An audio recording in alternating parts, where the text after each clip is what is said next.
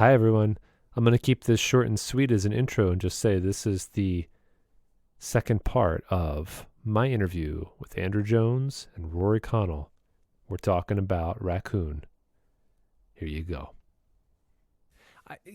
Also just to say though, when it first seeing the beginnings of Raccoon, the the sound that was coming out, I was hearing what you were inspired by from some of the artists, Pavement, Tom Waits. Can I throw in REM because I know Rory, you're a huge.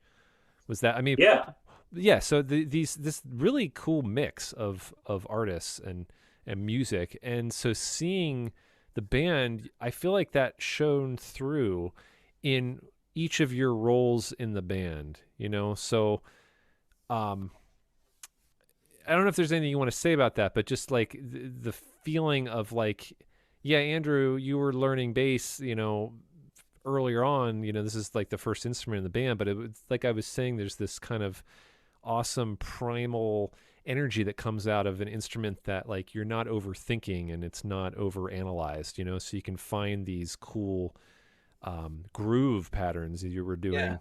I don't know how I'd Yeah, say groove pattern in bass, yeah, but you know what I yeah, mean. It's like I found some cool group patterns. you would Yeah, groove it in it's this. what we were all thinking. You So went to you the chop shop. I can, yeah.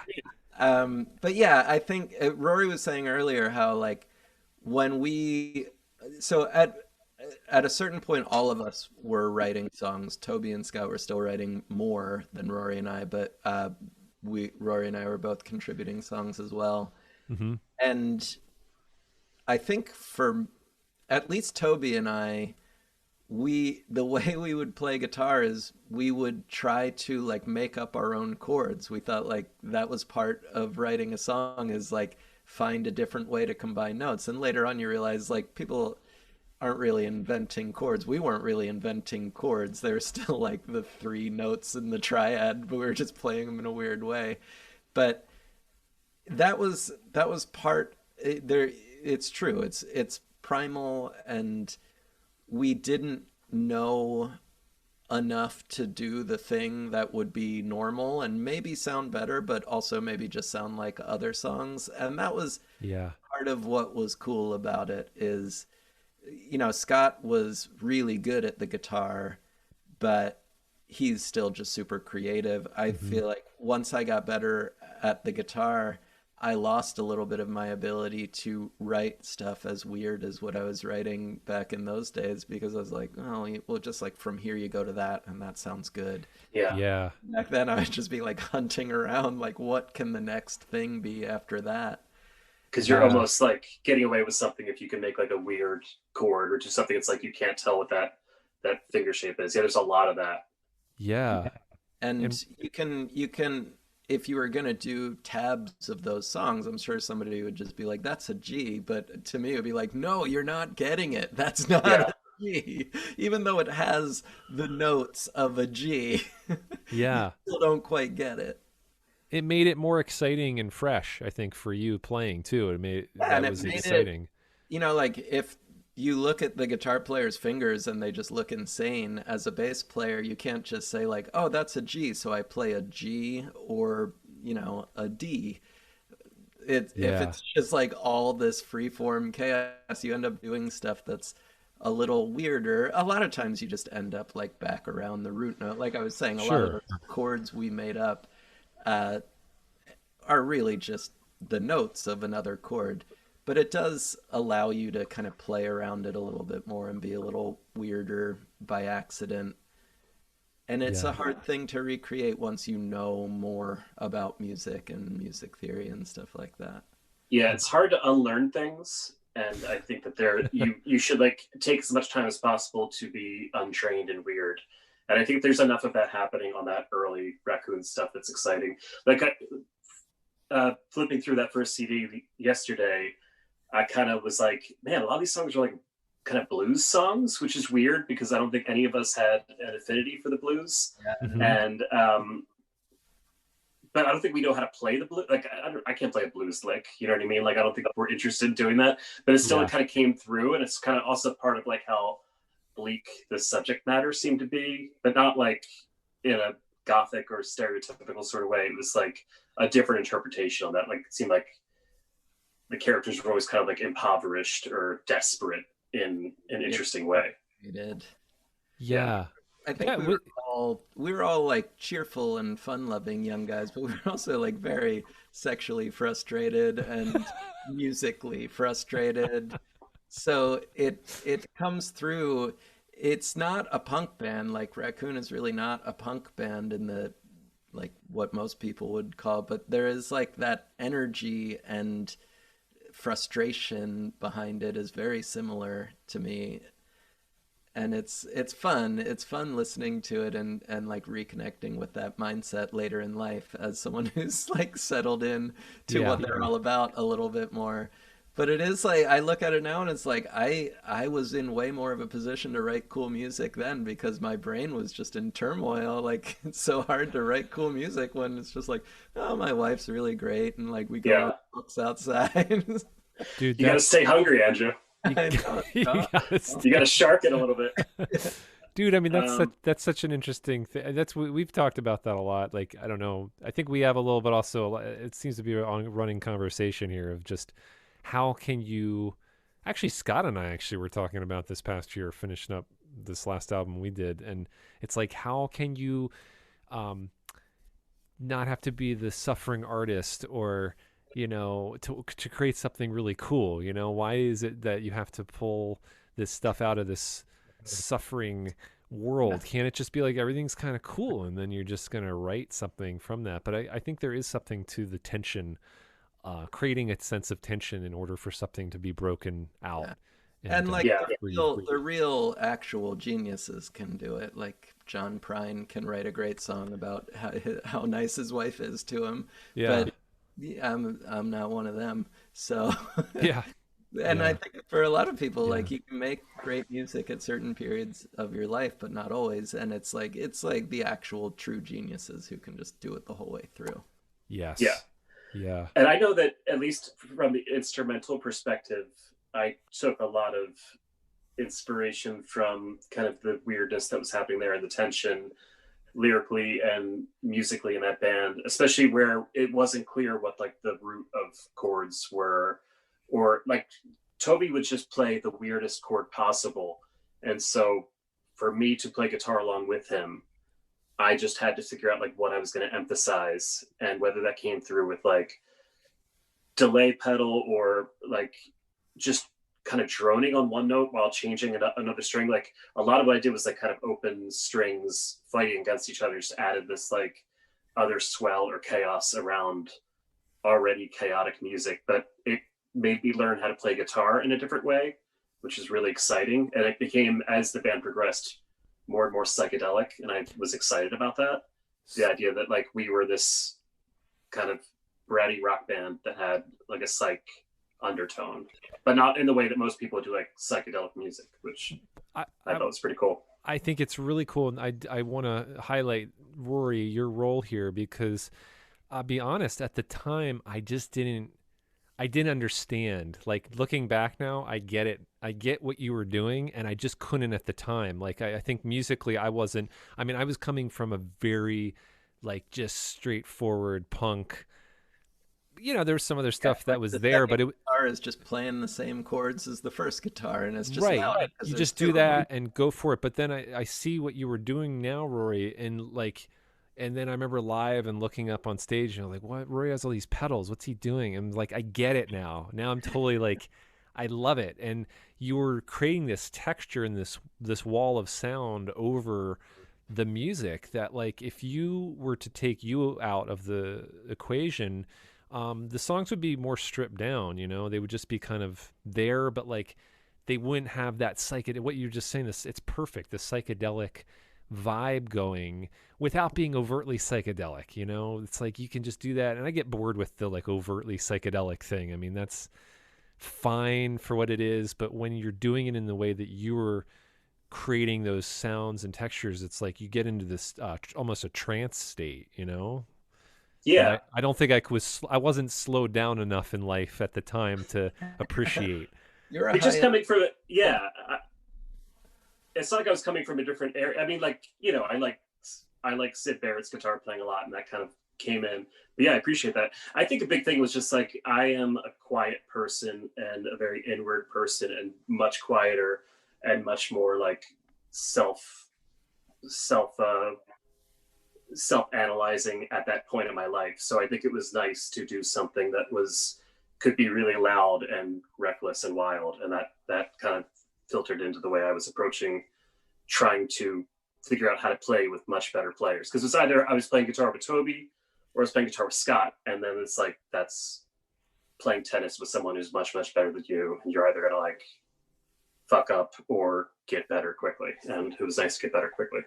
Yeah, and that's something I think that I've found meeting all of you guys is that you want that in life. You want to kind of be surrounded by people that are bringing your game up, and like I don't want to turn this into like a competitive thing. It's just more like you want to be around people that are really bringing out your best, and like how can I learn more, by being around somebody that is more skilled and has more to say, just so yeah, it's cool. It's like the process of musically evolving during that period of time I think was tremendous.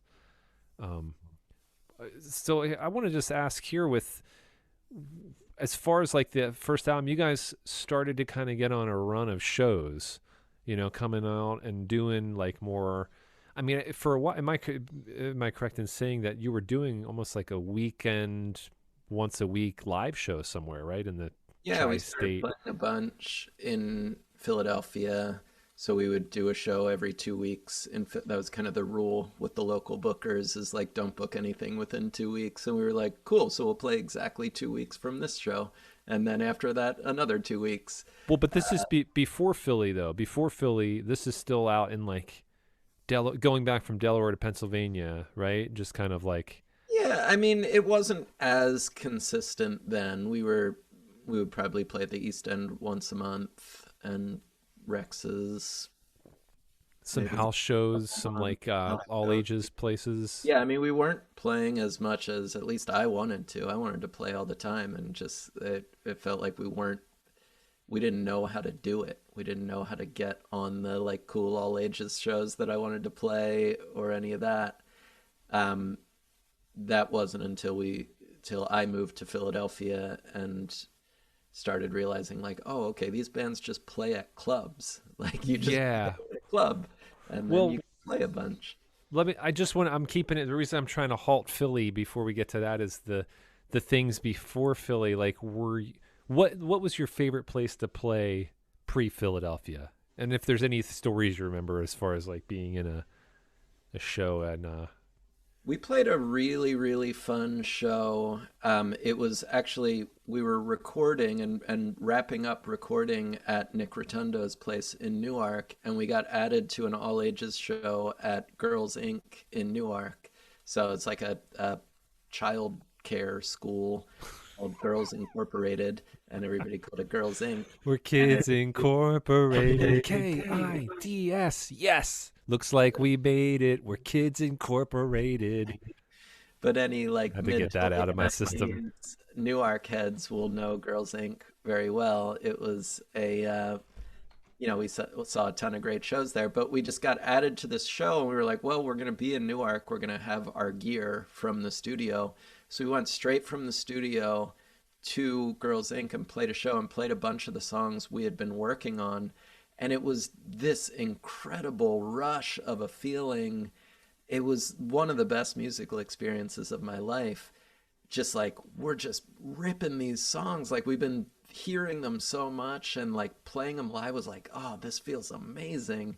And I always loved playing the all ages shows. Like, the energy there is so great. And just like these kids getting psyched. And that was a great one. That was I don't know if you remember, Andrew. I feel like there was no stage for that. We just like set up in the Yeah. middle of the room. Does Yeah. that make sense? Yep. Like a gymnasium.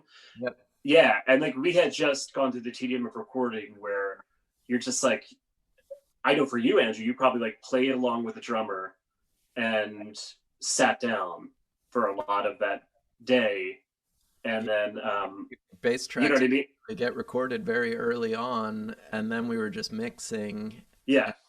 and like adding overdubs. So yeah, it had. So to go there, just I think that's the first time we ever played tables was in that room, and it like we had never touched that song live. Yeah, and it sounded great, and it sounded like better than what we had just recorded, which was kind of a drag. But we're like, oh yeah, it's like us getting tour tight. Like you go out on tour and you're like much better when you get back.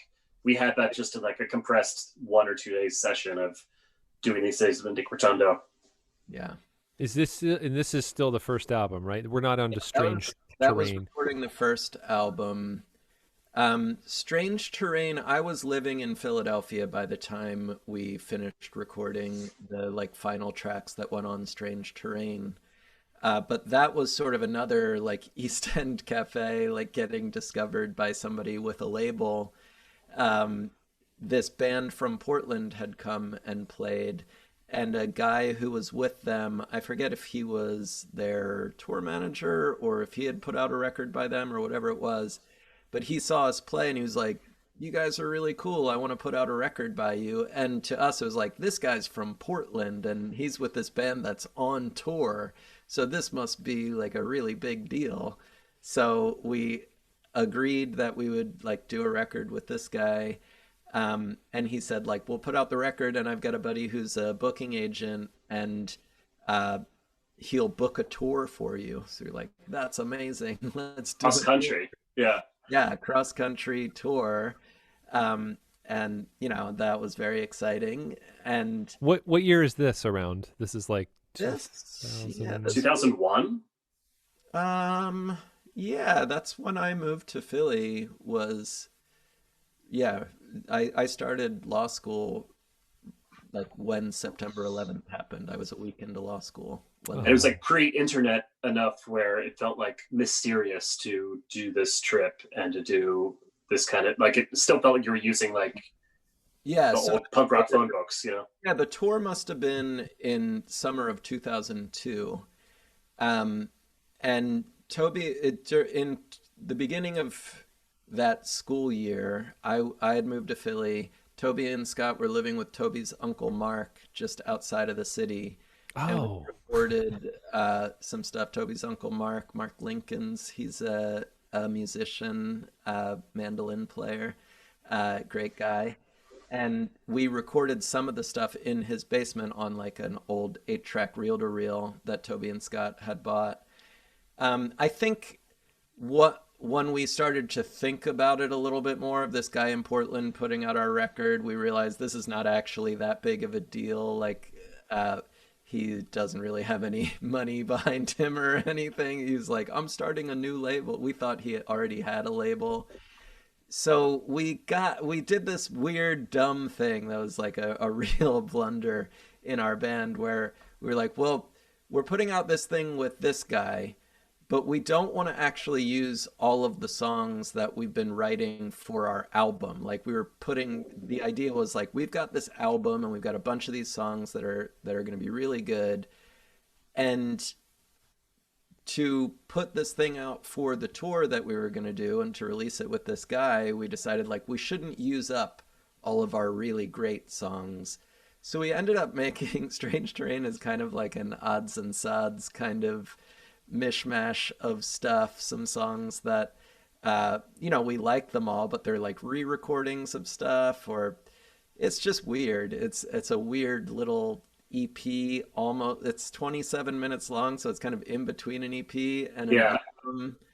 It doesn't make any sense.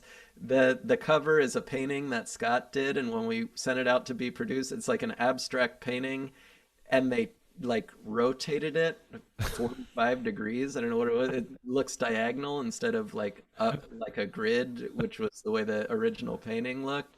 The whole thing was just very sloppy and ridiculous. But one of the things we did was we re-recorded Tables, because as Rory was saying, like, we did this studio version of Tables that was on our first album and is cool, but didn't have like the energy of the live version of that song. Yeah. So we recorded it in Uncle Mark's basement, and it's cool. The re-recording of it is cool. It's extremely lo-fi. I'm gonna hit it, and we'll listen a little. We can talk about it while we're.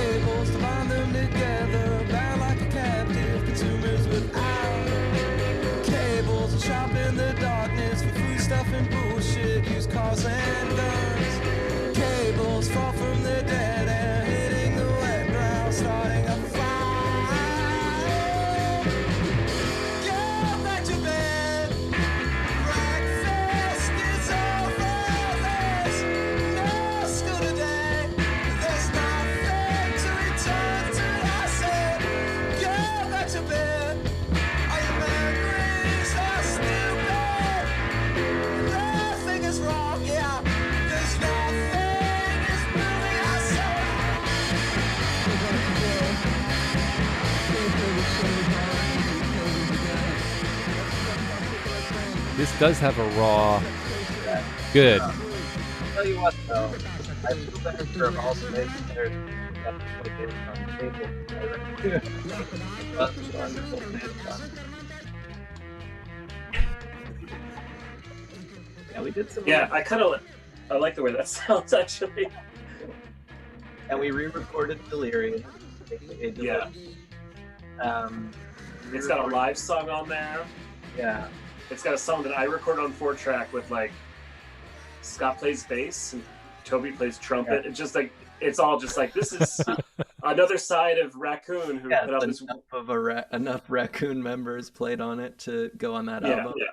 But yeah, it was kind of a tragic misstep in the hindsight of knowing that the band never actually got that like magnum opus album done. We recorded a bunch of songs for it, but the band broke up before we actually released it. So it's like the one tour we went on, we could have been touring all of our songs that we liked the most and were the best. The one time we actually got like 1,000 CDs pressed, it was of this like compromised product. That's still cool. Like I still think it's cool. Although the song I wrote for it, I really don't like. But it's fun. But it is like we were such dummies. We should have just put all of our best stuff on the thing we were doing then and then just write new songs when we were making another album like every other band does. Who would have thunk it, you know? Yeah, a bunch of dum-dums. I feel like I just had an ultra romantic view of being in a band or what bands produce. And a lot of that, like Bradford, you mentioned REM earlier, just like they're this band who like has complete, artistic control of what they do and can manage this going through these streams of this business and produce like uncompromised music and just, trying to do that. Just do your good music. Why are you playing it out this way? You don't need to do that. And again, like Andrew said, like other songs come, like they'll come quicker. We're just like, no, we have to we got to hold back these really good ones that we play every night. It's like, is that someone on the CD? It's like, it's not. That song I did on my 4-track, and like this song that Andrew has already forgotten about already. Like those are on here. Do you want these songs? Like maybe. I don't know. It really is a strange terrain. He was cool with it. It's like he had told us he would do it and immediately like was going to be fine with whatever. Yeah. And that tour was extremely fun, but like having been in touring bands after that, like just completely comical, the low rent nature of that tour, so poorly booked, and our approach to it was all wrong. Rory had to leave like halfway through, so we had to fill it for him the last week or so of the tour. It was just so it was a mess. But great, like so much incredible fun and great memories of it. But yeah, that's just kind of the nature of Raccoon. It was a mess. It was a glorious mess the whole way Beautiful through. mess. Like, bound to die at some point, but while it was happening, it was a pretty Before Raccoon has rabies and has to get put down. Yeah, we were just like unformed human beings too. Like we were real babyish in a lot of ways. Like not quite there, right? Yeah, like what, 22, 23 at the time? I mean, you see it with any. My wife Eliza's a touring musician, and so in some of the bands she's in, there will be like the people who've been doing it for a long time, and then there will be like a young person, like, oh, there's this great keyboard player, and he's never toured before. There's this great drummer. She's kind of green. She's never been on a tour before. So like, and they're idiots. They don't know what to do. It's just natural. Nobody knows what to do. Yeah. But in those scenarios, there's like a machinery. There's a tour manager, and there's, they're running things, and they tell that idiot baby what to do. But we were all idiot babies, just 4 to 6 idiot babies in the van at a particular time, none of us knowing what to do or what was supposed to happen. The person running the label didn't know what was supposed to happen. The booking agent was just doing a favor for his friend. I'll give them the benefit of the doubt that was the reason it was such a mess. But It's some good moments in there. Like our first tour stop was in Battle Creek, Michigan, which is like where they make cereal. And we played the show, and I guess like it was just a house show, but the label guy had sent out like a CD, or like, yeah, I guess the CD because files wouldn't exist or whatever, to the house, and we set up and played, and everyone there knew the songs, and we're like freaking out to it ahead of time. It was amazing. It was so fun. And like, there's a really funny photo of us at the end of that show where we're just like kind of sweaty and have huge smiles on our face, and there's like, I think like a girl like splayed out across the couch on our laps. And we're just like, this is what happens when you go on tour. Like, you just go to Battle Creek, Michigan and play in a basement, and then all of a sudden like everyone knows your ridiculous songs. But that was it. We should have just, that's like the go home point. We played in Missoula, Montana, and that was the first show that was like in a venue that seemed really cool. I forget the name. It was like Upstairs. Jay's Upstairs. Upstairs, which was like a real Missoula venue that touring bands played for a while. So it's like great sound and a really cool venue, and a bunch of people were there and they were drinking and they loved our set. And we were like 3 songs in, and a waitress had a tray of flaming Jägermeister shots, and the bartender had like sent us flaming Jägermeister shots as like you're doing it, guys. It's like on British baking show where the guy like shakes their hand. That's like a big moment. Like you've done it. It's like you got the flaming shots of Jägermeister. So in Missoula, Montana. Yeah, of all places. Like, it was Jay's Upstairs. Upstairs from a laundromat, and that was like part of the appeal. Is like you could wash your clothes while you were there. And I still have the set list for that, which I wrote on like a piece of scrap wood that we found on the ground, because like it's getting to the point where like we didn't know what to write our set lists on. Oh my because we didn't bring paper, and like we're like, where do we get paper? We're dumb babies. So I have the set list written on wood, and it's great. It's a really good set. It's just what paper turns into. You might as well go to that. And then Andrew, were you out back with me after that show where like the redneck dudes came up to us, or was that me or Toby or Scott? There was the country singer was in Billings, Montana. The country singer we befriended, who gave us his CDs and jumped in our van. Do you remember that? I remember that. I think in Missoula was where someone came up and was just like, this town sucks. We're like, yeah, this is kind of a drag. We don't live here. We're from Philadelphia. And he was like, yeah, I don't like this town. I think I'm going to kick some ass. And we're like, oh, that's terrible. He's like, God. I think I'm going to kick your ass. And we're just like, you shouldn't do that. Like, we're trying to make this town better. Can't you see? Like, we're a Raccoon. And like, we talked our way out of it, but just like that, like, I think I'm gonna kick your ass. Like, just we're unformed, man. We're 22 years old. Be like, our umbilical cords haven't dropped out yet. Yeah, so there were a few very high points on that. On the way back, one that we played with Evan in Louisville, Kentucky was an incredible show.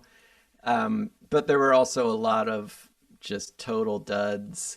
In Bismarck, North Dakota, they told us we weren't allowed to curse. Did that show even happen? It didn't even happen. Yeah. And then in Portland, where our record label guy lived, it was like, well, surely we'll have a great show in Portland. He was not able to book us a show in Portland. So he was like, you guys are just going to play in my basement, though. I'm going to have a party and you're going to play in the basement. We were like, great. That'll be cool. We've had some really good basement shows. Yeah. But it was like a dinner party. It was like 6 of his couple friend, like him and his fiance's couple friend. They're like drinking wine. We were playing our weird, aggressive frustration rock. And they were probably like 27 and seemed like very worldly. Yeah. That's the other great story from this, Andrew, is when we went to Peoria, Illinois to pick up the CDs. Like, we didn't have them for the first 2 shows. We went to a Greek restaurant or a Mediterranean restaurant to pick up the CDs. Yeah, that was like a location. He was like, you're going to go to South Bend What? Indiana, and go to this restaurant, and I'll get the CDs delivered there. So we played the first show without them, but then we went to pick them up. Go ahead, Rory. What was your? Oh, they gave us like they're like we're gonna give you a meal, and Yeah, it while was we were eating this, like reading or tabbouleh or whatever, like they're playing Strange Terrain, this weird odd science thing over the intercom. Just like this is what it's like. We're in a band. Like they're playing our CD. Like we got your CD. You want us to play your CD? We're like, yeah, of course. What else would you play? And then they gave us a box, this huge box, and we're like, oh man, this is what 1,000 CDs were like. And no, we're it like, wasn't yeah. supposed to send us 1,000 CDs. We were not expecting 1,000 CDs at all. We Yeah. thought this guy's going to send us our tour CDs, but he has a label, so certainly some Yeah. of the 1,000 are going to record stores, or he's going to keep some of them to do whatever a label does with them. But instead, we they wheel out this giant box, and we're like, whoa, that's way too many. Oh Like, my God. we don't even have room for this in the van. We're gonna have to figure this out. And then they wheeled out two more of those. Three gigantic boxes within boxes. We had no room for. We had brought our friend Chris Funderburg on this tour. He's a filmmaker. He was going to write a script on this tour, so he was just like an extra guy on the tour who was doing nothing helpful. And like also he realized very early on, he was like, I'm not going to be able to write anything. It's like such a bad idea for him too. Like you can't write a screenplay on a tour. Just So, like people perched on boxes in the back of the van. yeah, somebody had brought a giant tub of like nip cheese crackers, like cheese cracker sandwiches. So we had to like rearrange everything. There were like boxes of CDs crammed under the seats and on top of people. Oh, it was a mess. But he gave us all 1,000 CDs. Yeah. And I called him. I was like, "What about yours? Like, what about the ones that are going to record stores?" He's like, "No, like I'm just giving them to you guys." Oh my God. Like that's nice of you to just waste all this money and give us all the CDs, but aren't you supposed to put them in record stores? So feel free to write Bradford Trojan, courtesy of the podcast, to request copies of Strange Terrain to purchase. Them in my basement. Dead stock. Dude, dead stock. That's it. Yeah, that moment of just like eating free food and then be like, do you want to listen to your record? Like That's a high point. That's a peak experience. That's a peak just someone experience. like washed dishes in this restaurant and was like, yeah, I guess like this Saturday you can have 1,000 CDs delivered here, and then these unwashed youths. We had an off night in Minneapolis where we were trying to figure out where to play. We're like, there's got to be like an open band night. Like, we're going to come in. You're used to open band nights in Newark, and it's like, that doesn't happen. Yeah, only in big towns like Newark, Delaware. But we walked down the street, we're like looking around, and someone's like, are you guys in a band? And we're like, What? Yeah, we are. We are in a band. Like, do you know where we can play? They're like, no, you can't really play here. It's Wednesday in Minneapolis. Oh. That's such a tease. You guys in a band? Yeah, we thought we'd have one of those moments, but it was not at all. So we didn't play anywhere. There were a bunch of nights of that tour where we didn't play anywhere, and we really could not afford to do that. You gotta keep it going there. Yeah, you're not playing, you're paying. We needed to find a place to stay. Like you would ask somebody at each show, "Can we crash at your house?" But if we didn't play, we camped out some. But yeah, it was rough sledding. So this was the only tour. Yeah, it's the only tour. tour Raccoon did. And then like we went back to Philly and started playing a bunch. And we were kind of peaking musically. Like our live show was really good at that point because we had toured. Wait, who did you came off of this tour and played a kind of a bigger like, was it like a Khyber show or something, right? I don't. That might have been. We played with U.S. Maple. At Khyber. That might have been the first one back. Okay, that was a good show. I was there for that. Yeah, it's a weird band. Yeah, and at this point we had started playing with the Teeth a bunch in Philly, so they were like a completely incredible band that we just got put on a show with, and immediately we were like, we should just only play shows with this band. Yeah. Yeah, we would get booked with the worst bands, and I don't know. I was grumpy about it. I don't know if everyone else was grumpy about it. Just like, what? Why are we doing it with this band? Like, any band that felt like uncool or made music that didn't connect with ours, or anyone who seemed professional, anyone who seemed like a little too eager to sell merch, or make something that sounded like it would be like on Bands on the Run on VH1, like radio friendly music, just kind of insulted. And so to find the teeth, and that they were weird dudes who liked David Bowie and like sounded unlike other bands. It was like really exciting to just latch onto them. That they're I'm they're the best. Crossing fingers to do shows with all those guys down the road here, pretty close down the road. Because you should get Jonas. Jonas is an excellent conversationalist. Great. See, this is perfect. He'll actually remember all the stuff. That's what I need. I want them all, but I want the memory banks there. Who's logging all those hours? Jonas, I think just Jonas and Andrew, and you're set. Yeah, okay. It's true. I managed the teeth for a while, so I know. Yeah, a lot of their details. Yeah, that's actually really smart. I think this is a good. That's a good tactical maneuver that we're gonna do here to get to the heart of the teeth. So you guys ended up playing a lot with the Teeth, and there became then this relationship that developed, like-minded bands that really started playing and trading shows. I remember, because at the time I was also in the mix here with Bradford Trojan and Traffic Jam, and we ended up doing a lot of shows together, the three bands, and we do like Bethlehem at the Funhouse. Yeah, we would kind of bring them to Newark and to Westchester, and they would bring us up to Bethlehem. And that was kind of like, you could have good money gigs in towns that weren't the big cities. Like those bars would pay you a little better, and the crowds were very friendly there. They were like excited to have a new Philadelphia band come up to Bethlehem. So yeah, we played the Funhouse with the Teeth, and that was always great. That was very fun. Very fun. Yeah. And then we ended up doing a little split with them, a little split EP called Christmas City, where we had 4 Raccoon songs and 4 Teeth songs. And the Teeth songs on that are incredible, as always. And the Raccoon songs, I kind of feel like of the stuff we actually released, this is the stuff I'm proudest of. Yeah. Let's listen to a little of the Three Fortunate Sailors. Cool. Yep.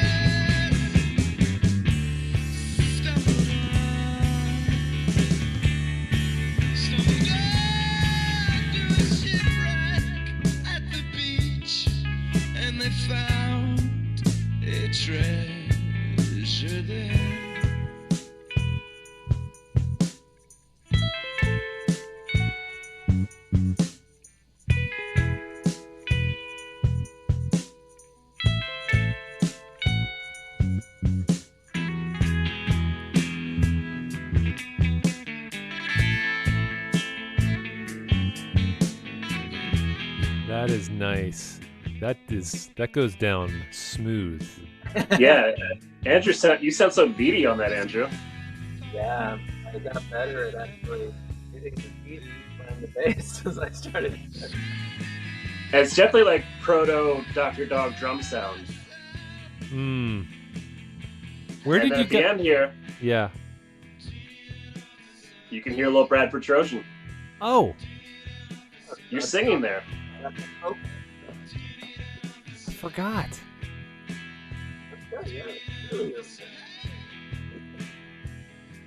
We recorded I this love stuff- hearing your voice on that. We recorded this stuff with Mike Quinn, who's the Yeah. guy. He was in a band called OK Patty at the time with our buddy Pat Finnerty. It was their bedroom. Oh, so Their shared bedroom. that was Pat Finnerty. That was his. That's where you recorded that. Yeah, him and Mike. Got it. Yeah, Mike is now in Purples and the Squawk Brothers with 3 of the guys from The Teeth. There we go. Yeah. So yeah, that's Christmas City. It was pretty cool. It's a great EP.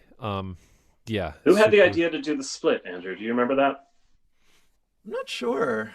We just released that ourselves, right? Yeah, it's good.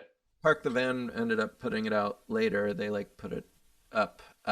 But yeah, I don't know. Maybe it might have been my idea, but I'm not sure. I don't want to. But another record where we were like, we're not going to put the stuff that's going to be on the album. Yeah, we were still saving those album tracks. They were like a year and a half. They're festering, and Yeah. yeah. Yeah, and at that point, we had recorded a bunch of what were going to be the album tracks at Soundgun Studios in Philly with a guy named Carl Sexton. That was Carl's studio with Edon Cohen. The 2 of them had started Soundgun together. And Bill did some of that. Bill Moriarty did The first few, right?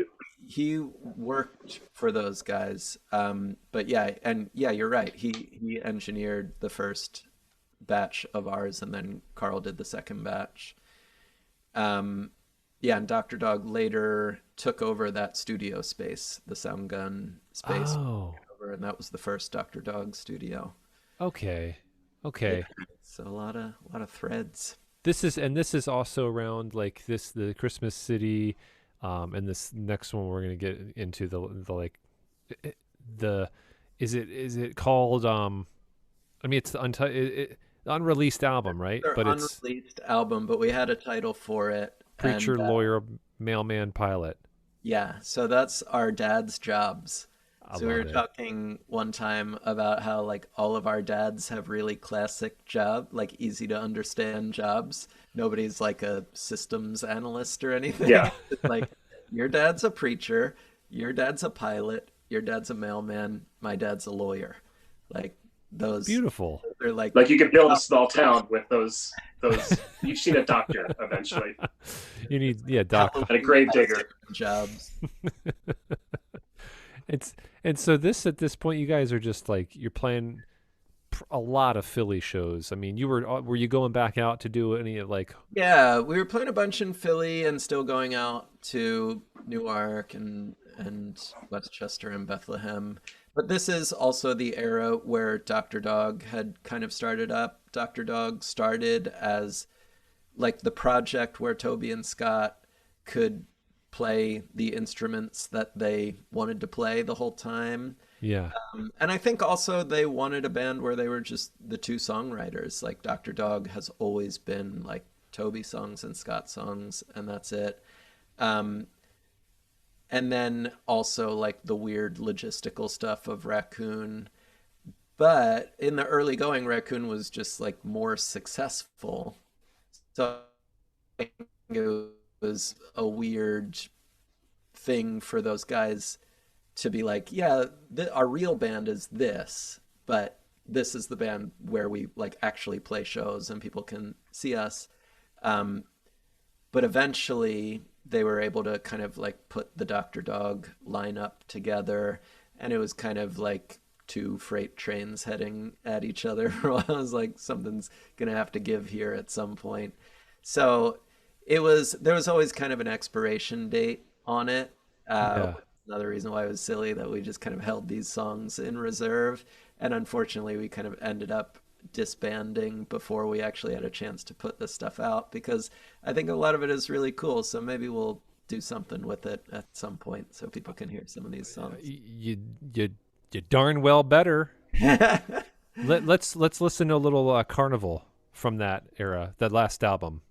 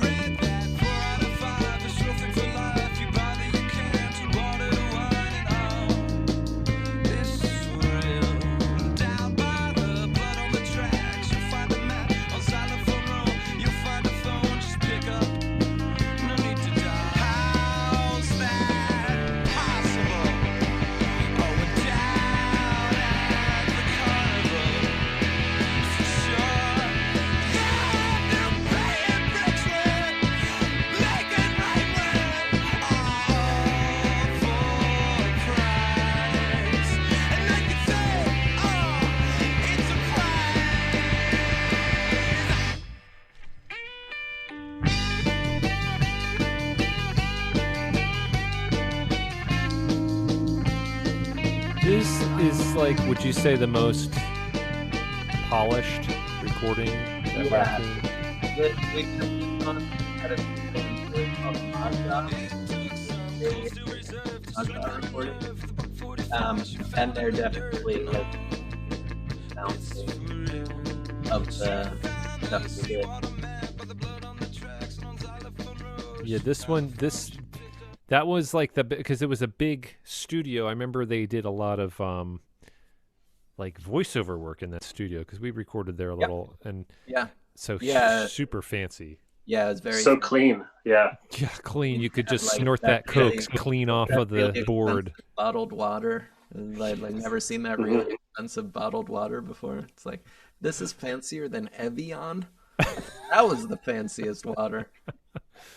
Real pleather furniture, just sprawl out on.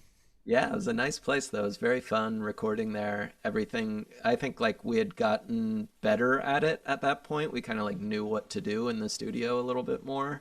Yeah. So it was fun. It was a fun experience.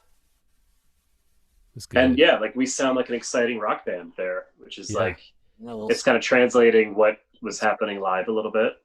Yeah. Even when we went to a fancy studio, though, and this was like an issue that continued into Dr. Dog, like when we were recording Easy Beat, Toby's voice is so powerful. He's got such a great, powerful voice. It was so hard to figure out how to record his voice where you like got the power of it, but it didn't overpower the mic. And you can even hear it there where we're like, there's a little bit of that like Strokes, like envelope sound to the verses, but when he gets to the chorus, his voice just starts overpowering the mic. Yeah. And that was not real. It sounds cool, like natural overdrive, but that was not intentional. It was just, he's such a powerhouse. And eventually they like figured it out with Dr. Dog and really dialed it in. But it was this constant issue where it's like, well, the rest of us can sing into this mic. We're going to need some kind of other mic that can handle Toby. The bell coming up from the bellows, you need to use that instrument of his. Yeah. I know we talked. Yeah. Yeah. Ugh. I remember some of the biggest, like, best sounding Raccoon shows pretty much being like, I'd say the Fire and the Khyber. Those were kind of just my memories of. Yeah, I think we had a really good sound at the Khyber. We had like a run there where we could sound really good. Playing with the capital years. The Fire was pretty hit or miss depending on who was doing sound, but we definitely had some really fun shows there. Yeah. But yeah, we would play with the Capital Years at the Khyber, and that was really fun. They're a great band. We're still buddies with a bunch of those guys. Yeah, I like those guys a lot. It was a good era. There were some really cool bands playing, and we all liked each other and played together. Yeah. It was really fun. It was a good time. You know, it was the best of times. It was the blurst of times. And Bradford, you were here throughout the entirety of that, right? Did you move away before that stuff busted up, or did you? Yeah, I moved away in 2000, fall of 2003.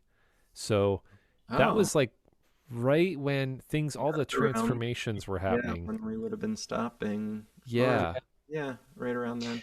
So you moving is like the 1980 New Year's party in Boogie Nights. That's like the moment where I was gonna say it's like, that was like the Hells Angels at Altamont. Exactly. Like, all right, 60s. There's no going back. The fun. It's now just very dark. Yeah. The dark. Actually, darkness. not the case, but yeah, right. Not no terrible scandals or anything. I mean, the Hells Angels were pretty heavily involved in the breakup of Raccoon, but we can't talk about that for. Yeah, you're not allowed. You're not allowed. Legally obliged. No, it's interesting.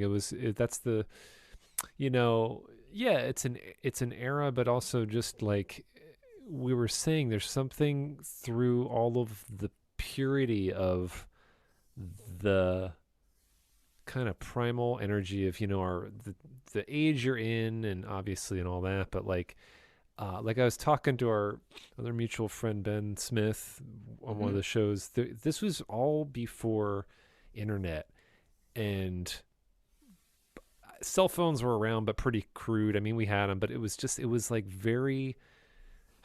There was just still this, like the last remnants of pre-internet and pre-technological kind of overdrive. We had an atlas on that tour, and we were like, looking at the highways we were going to take to get to the next town. So Andrew had the cell phone in the band. The only cell phone, and when we got back from that tour, my cell phone bill was like $150 from long distance. I was like, what? I thought all this was just free. So that was. And at the time, I did not have $150.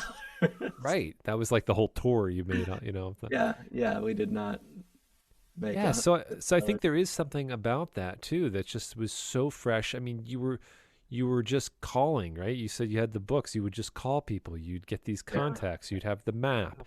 It was just such a this. What I'm thinking really is the spontaneity of all of it, right? Like there was still this spontaneity that was happening. Yeah, and the uncertainty of like, maybe we won't even get there. Maybe we'll get lost and won't be able to figure it out. Like the pre-social media aspect as well, where you like, there's not that gratification of knowing people like you. Like you're still kind of a little bit hungry, and people aren't documenting things as well. Like there's not just endless photo or video, which is kind of cool and kind of a drag in some ways. Yeah, I'd love it if there was some video of some of those. Yeah. Well, there is some Raccoon video out there. There's some East End videos. A guy named Jerry used to do some videos at the East End. There is Jerry's videos. Do you have any of those VHS? I got a bunch transferred from. I think Mike Bradley's got one, because we did a song. We had 3 songs called Shitty House. Yeah. Shitty House 2, and Shitty House 3. And Shitty House 3, I think, is 3 Fortunate Sailors. Shitty House is a great song.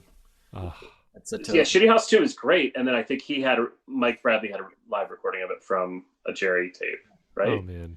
Yeah, and then we also did the Tim Qualls show, which is a local cable access show. Boom, there it is, Tim Qualls. That's what I was trying to pull out of you. We get some fried mushrooms from Mr. Hot Dog in that Tim Qualls show catering. Can't beat it. So those are on YouTube. If anyone wants to look up Raccoon Tim Qualls show, you can see us and our little baby faces. And we definitely we're playing a talk show, and it's like there was like an animal guy on there. Yeah. Just was the guy who would come, like Jungle Jim or something like that. He would go to kids' birthday parties and bring a ferret. Jungle John? Yeah, it wasn't even as cool as the pun of Jungle Jim. Jungle Jim would be pretty advanced. So we're like, oh, this is ridiculous. Like it's Jack Hanna on The Tonight Show. Yeah. And we're like, oh, Jungle John's hilarious. And then they asked us back, and we're like, well, who's the other guest? And they're like, it's Jungle John. Yeah. The first 2 times Jungle John was the other guest. And then the 3rd time we did it, we were like, oh, probably just be Jungle John again. But it was like a sexy lady in a shorts, like a schoolgirl outfit, and she Tim Qualls did a body shot off of her. We're like, what is happening to the Tim Qualls show? He got reformatted. He was Where's your wholesome guy with a looks like the Nielsen ratings weren't giving him good. Yeah, last time we were here, there was just a cool turtle, and now it's body shots of this poor lady. But yeah, there was Mr. Hot Dog was the hot dog the pizza burger place around the corner from the studio that would just drop off a pizza and then side order sampler type of things. Yeah. That was in the green room, just Mr. Hot Dog would just shove something at you at 6 p.m. when you and Jungle John would have to fight over slices. There was this also beyond it being pre-social media. I don't know if it was just because we were stupid and didn't know to ask for things, but I feel there was no hummus plate or bottles of water or free beer They Oh, I just didn't even know green rooms were a thing. I mean, I knew they were a thing, but like, I didn't know that was a thing that most venues have. They Yeah. played like 40 shows we before had no this idea. is your room you can hang out in. We are like, really? We want to just like hang out in the alley. I guess Yeah, I guess the we closest don't thing I deserve to be in a room. the closest thing I remember for a green room was basically like Derek Dorsey's upstairs apartment above Yeah, the fire. yeah. Derek was generous enough to let us hang out up there when we played Yeah. the fire, and that was pretty sweet. Yeah, that was nice. Kyber didn't have it at that point. It later turned out there's like a room upstairs that maybe the Capitol years were allowed to hang out in, but nobody told us about it. Cavaliers were much better about things. We played a New Year's show at the fire, and we were hanging out upstairs with Cavaliers, and we are like, "Oh, this kind of sucks. Like we're spending New Year's at the fire."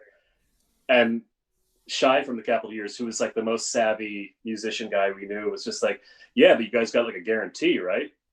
And we're like, "No, we just thought it'd be cool to play the fire on New Year's Eve." He's like, well, "That's stupid. That's a dumb move." It's just like a year older than us. Like, just make us feel like we're these unwashed children. Oh my gosh. Um well, here I want to be respectful of time and having you guys, and this has been super amazing. I'm wondering if there's anything else you want to share. I definitely want to ask too where people can find the music, but is there anything else that just comes to mind that's as we're in this headspace? No, I mean I think we covered the story fairly well. If your listeners have any questions later, we can come back on. Yeah, I think that would Clarify. be wise. I guess like the finishing chronology is like Raccoon disbanded, Dr. Dog went on to great success, well earned.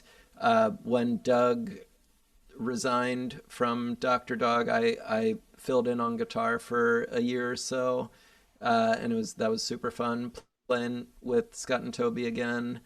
Rory and I kept playing music together. We did a band called Mitch Fiction and the Shits with some guys from another really good Philly band of that era called National Eye. Great Um, band. Yeah.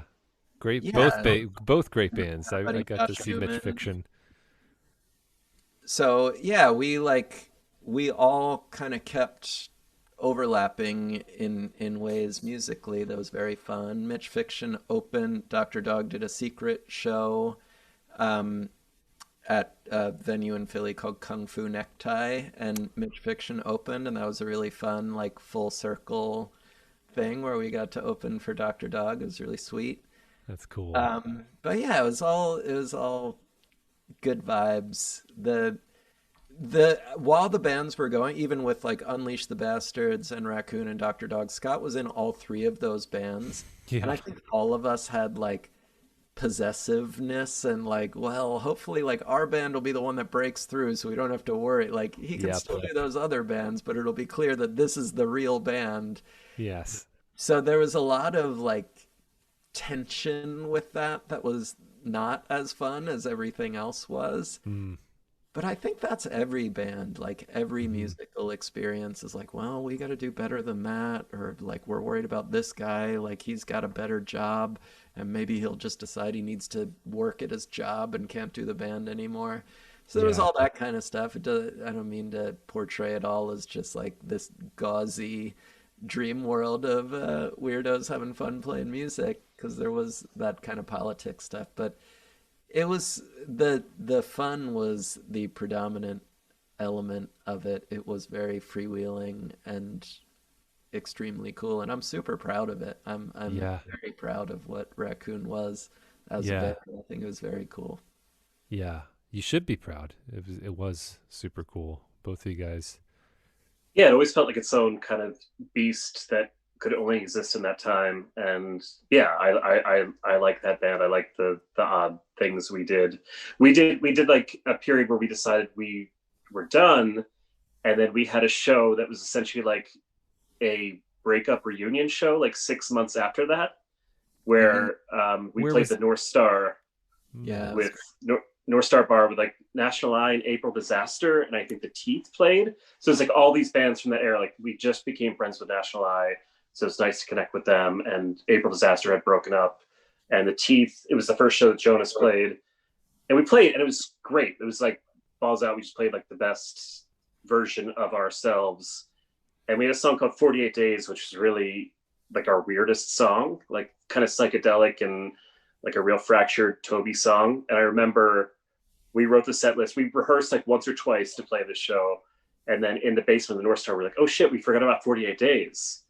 And wrote that in and then played it without rehearsing it. And it sounded really, really good, which is kind of like this nice, friendly mojo type of thing where we could still tap into whatever that song, can't even figure out like what key it's in for the most part. It's just kind of all over the place. And that's one of my favorite memories, is like being able to go back and find whatever that chemistry was for that final moment.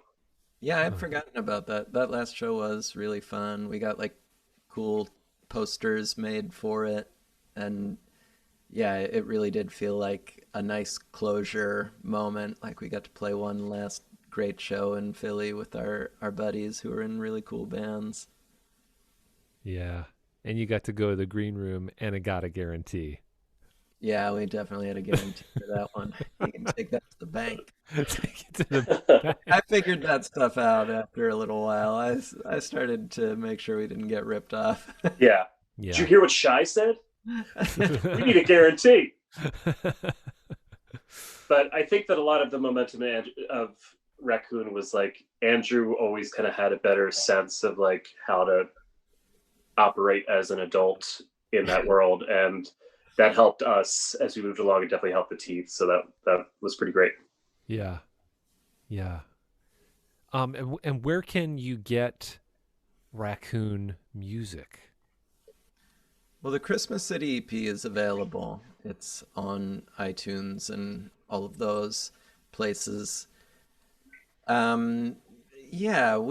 The other stuff is not that available, but we should probably make it available. We'll put our heads together. We'll talk to Toby and Scott and maybe get a band camp going.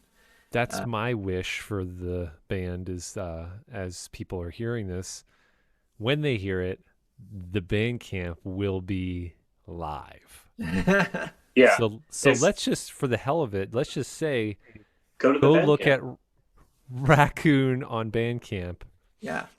Raccoon and Philadelphia. I assume we can get that. So maybe that'll exist. Yeah.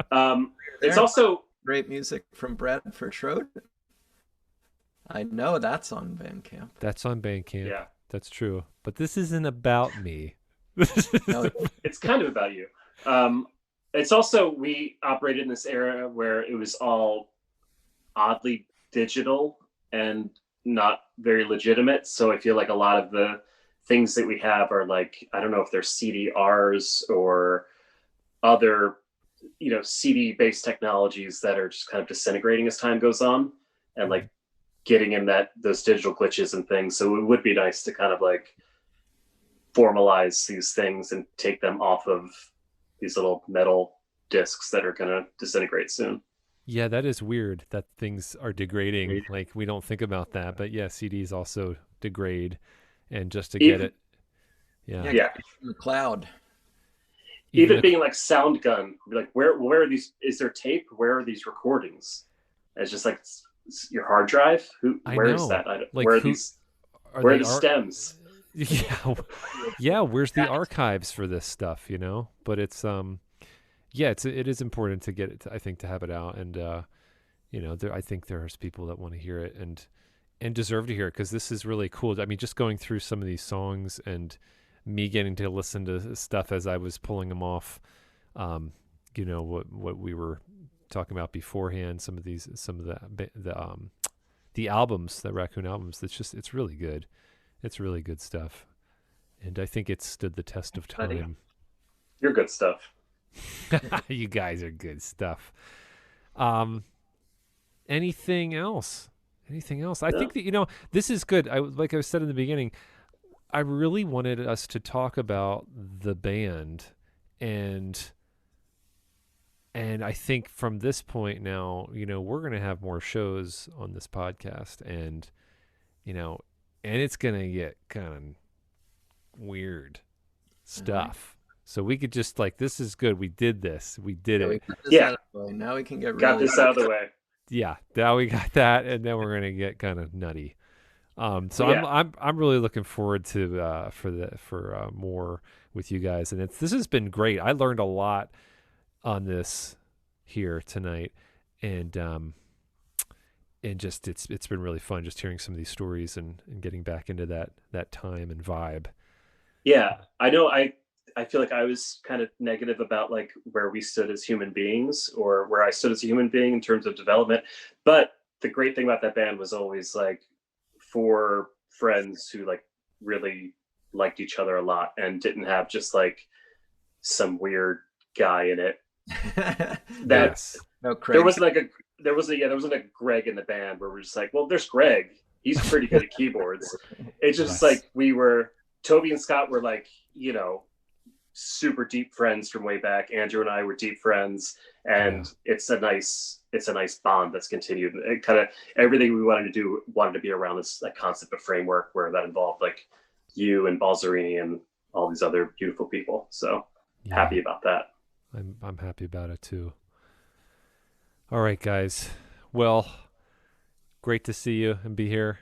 It's been a blast. Thank you. Thanks for having us. Yeah. All right. That was not only a blast, it was a mega blast to do this interview with Andrew and Rory. Oh, it was so much fun. I had such a good time doing this. It made me feel really filled with joy to talk about the band, and then some of these memories of music memory men. That's what we were. I learned a lot. I learned things that I didn't know about, and that was fun, just to have new perspectives and shedding light on the greater story of all the music from that time period. A lot of good ones. Something we weren't talking about as much that kind of in our little wrap up discussion was, the usage of drugs. They weren't really a drug band, but they were making psychedelic druggy music. And I love that. I think that's such a cool thing for a band to do. If you can just feel the vibe of psychedelia in that way without being overtly, drug use. We did talk about it a little bit, but this was honestly some of the first times in my early 20s that I actually got high.